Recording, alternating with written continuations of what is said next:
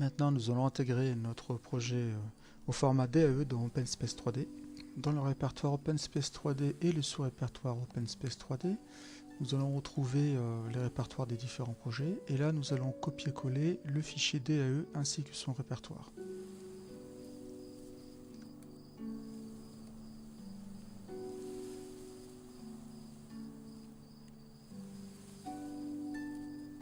Dans le logiciel OpenSpace 3D, nous commençons par sauvegarder le projet tout de suite dans notre répertoire qui nous est dédié, c'est-à-dire dans le répertoire de l'équipe.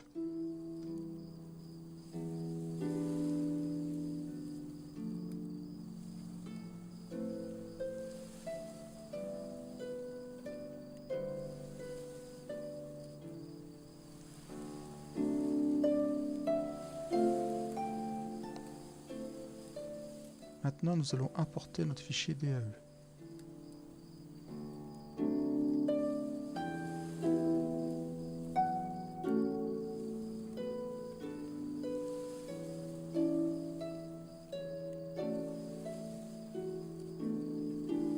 On fait attention à bien sélectionner les bonnes options.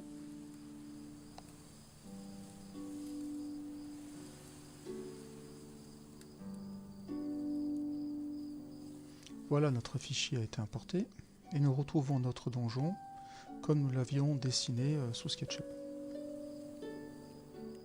Nous allons réaliser un peu de programmation avec un double clic sur scène, un clic droit, puis nous choisissons navigation, like FPS, c'est-à-dire que nous allons nous déplacer comme dans un jeu vidéo à la première personne.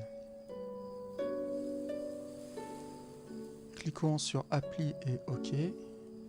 Et maintenant, nous allons pouvoir tester notre jeu. Voilà, en bougeant la souris, je peux bouger la tête.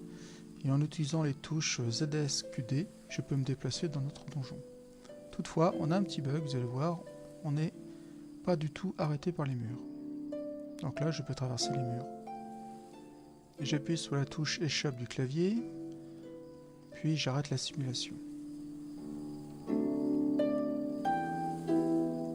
Je fais un clic droit sur scène et je sélectionne Set Physics Settings, ce qui va pouvoir lancer le moteur physique du jeu. Attention à bien le lancer au démarrage du jeu. Puis nous sélectionnons le sol avec un clic gauche, puis nous faisons un clic droit sur Set Physics. Et là nous disons que les interactions correspondent à une box. On ferme la boîte. On sauvegarde, on relance la simulation, et là, quand on saute, on voit que notre personnage retombe sur ses pieds, et surtout, il est bloqué par les murs.